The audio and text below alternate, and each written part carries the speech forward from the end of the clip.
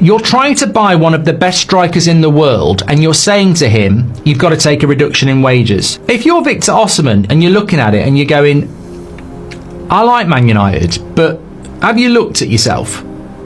It ain't pretty.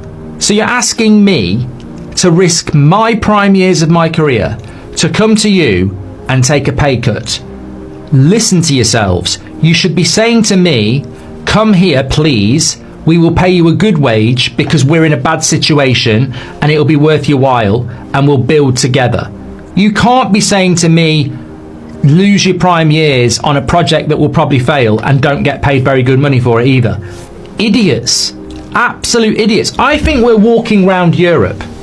I think we're walking round Europe. We may as well, it's a shame Gary Neville's on holiday, because really, Sir Jim should have got Gary to walk around Europe with the negotiators. Just press the button on his back. We're Manchester United. I think that's the only explanation for what our transfer policy is. We're Manchester United. And some people like Osimhen and Cunha will go, yes, it's Manchester United, it's a dream. And some people will go, look at yourselves. I'm not taking a pay cut to come and play for you lot. If you want me, you can pay a fair price. And this is where we're going wrong, because we spoke about this a few weeks ago. If Victor Osimhen's wage demands are 300 grand a week, we should be paying it. We simply should be paying it. And I know this is going to create a debate in the chat. I'm not bothered about that. That's not why I'm saying it. We should be paying the 300 grand a week for Osimhen for this reason. He could put you in the top 5. He could put you in the Champions League, and then you're going to earn £100 million for 1 year. So 300 grand a week compared to 200 grand a week is 100 grand a week. So 100 grand a week across a year is 5.2 million. You get 100 million for being in the Champions League. So the difference between paying a striker 200 grand a week and 300 grand a week is 5.2 million pounds. But if you get in the Champions League, you get 100 million pounds. So 5 million compared to 100 million. And we're going, no, we're not paying that. We're already paying Bruno 300 grand a week. We're already paying Mount 250 grand a week. We should be there at the front of the queue saying our offer's 300 grand a week and you get to play in the Premier League for Manchester United. That's what we should do. And all these prats out there going, no, I agree with it. We can't pay the silly wages. He either comes here and plays for 150 grand a week, or we don't bother. Well, you see what you get for 150k a week. You are paying for a striker. You are paying for somebody to put the ball in the back of the net, and he's one of the best in Europe, and he's experienced. 300 grand a week is what we should be dropping on the table. But yet again, we wake up to shit news that Man United would like Osimhen, but it's not their fault he won't take a pay cut. Why should he take a pay cut? Why should he take a pay cut? We should be pitching to him. Why should Brentford drop their price from 60 million for Mbeumo when his price is 60 million? We're walking around with our head in the clouds with ideas of grandeur that make no sense. You can't go to good strikers and say take a pay cut to come to Manchester United. You can't go to football clubs and say give us a reduction, we're Manchester United. We're on our arse. We're on our arse. And we need to pay our way out of it. We're not going to get reductions. It's just so stupid. So this news of Galatasaray wanting to sign Lionel Messi has been flying left, right and center.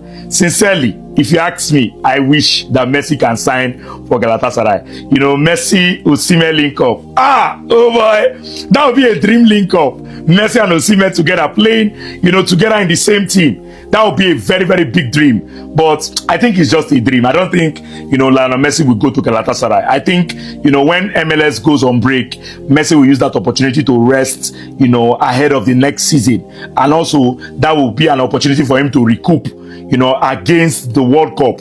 So I don't think Lionel Messi will want to come back to active football, in just a short loan spell whereby he can play for Galatasaray. And mind you, Galatasaray is in the Champions League.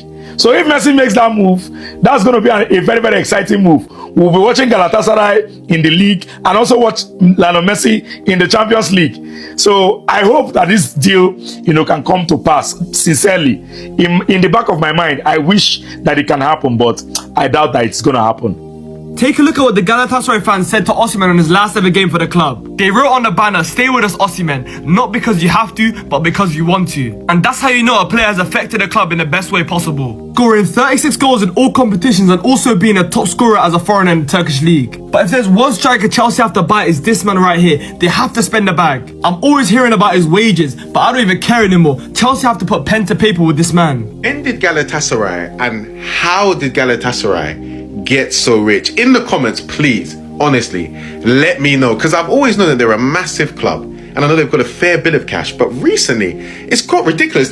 They're richer, apparently, than the majority of Premier League clubs, bro. Like, this salary that they are apparently offering Osimhen is ridiculous. So at the moment, they remain optimistic about securing Osimhen on a permanent deal. They are offering a net annual salary of 15 to 20 million euros per year. And apparently it's the release clause, the 75 million euro release clause, which is a bit more of a problem in terms of the fact that they want to pay it in a bit fewer installments than Napoli want. But let's go back to that salary. 15 to 20 million euros net per year. I can't believe it. You know, that is around 280 to 380k euros a week after tax deductions. That is, I mean, in the UK, that would be like 550k. Even in Turkey, the highest tax rate is like 40%. You're looking at around 500k a week. It's ridiculous. And you would think, oh, Pletigo, he's not always the most reliable. Bro, Ornstein confirmed that they gave Sane a 3-year deal worth up to 50 million euros per year. Net, again, it's the net that keeps on blowing my mind. And that, again, is 280k euros per week.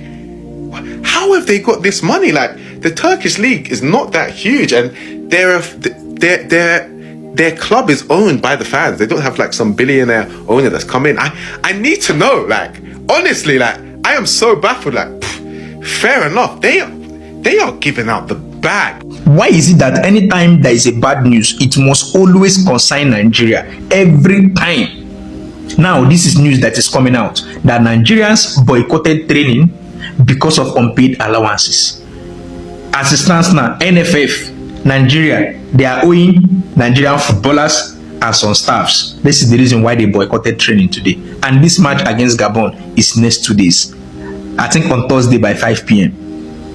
Just imagine me as a Liverpool fan.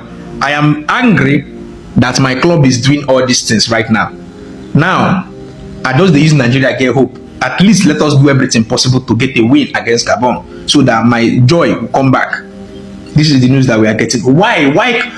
See, anything at all that most likely will make us happy in this country, something somewhere will spoil it. Why? Just imagine. See, now they are owing. They are owing. And see, this is not the first time this is happening. And this is the reason why these boys are doing this thing. That's the truth.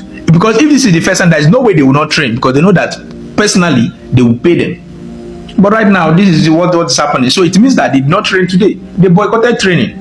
But let us just hope that all these things resolve, because this is not a good news at all. Just imagine, open your social media handler, you start seeing all this kind of thing. Nigeria boycott training. You don't hear that kind of thing for Gabon before. There is no way on earth you hear this kind of thing. Just imagine Spain want to train for match and they boycotted training because of this kind of news. They pay for air. Just imagine France, maybe as Hugo Ekitike traveled, they want to train and they boycotted because of they are owing them some allowance. See, it's very, very funny, but this country, I don't understand this kind of country. Anyways, I just hope that I just hope they make these boys happy, because these boys, our joy in their hand. They should do everything possible to win Gabon. That is just what I want. That's my own. NFF, if Nigeria do not qualify for the World Cup, if the Super Eagles do not qualify for the World Cup, God, unless this God is not alive, your children will suffer. All of you in NFF, these tears that are making us cry. I know you guys have the money, you know we enjoy, but your children must suffer it too. Since 2019, you have not paid these players bonuses. They have been quiet because they are living well. Imagine Some of these players are coming from home base. These guys that don't have money, these people playing in MPFA that they invite to Super Eagles since 2019. No allowance. No problem. If una not say that this and that, una for make and be. Una for just allow Burkina Faso go their playoff. Burkina Faso, we are sorry. You guys can just allow Burkina Faso to go for playoff. Thank God for Kosher, C-Mobile. Thank God for him. That guy has been the one exposing this Azame, these bandits. Just look at Nigeria Super Eagles. Countries like Ghana, they have qualified. Countries like Evade have qualified for World Cup, and Super Eagles, the giants, supposedly giant of Africa, have not qualified for the World Cup. This one that we are happy that okay, our players are bad, this player will be an easy run for us. We are not hearing this news. If they do not qualify, we will not blame them. But unless this God is not alive, unless this our God they sleep, we will suffer and soon. You guys will suffer it too. This pain that you're putting Nigerians with all the talent, go the whole of Europe. Which country get talent in Nigeria for football? The whole of Europe, the whole continent in the world. Which country get talent reach Nigeria? But some evil men this way.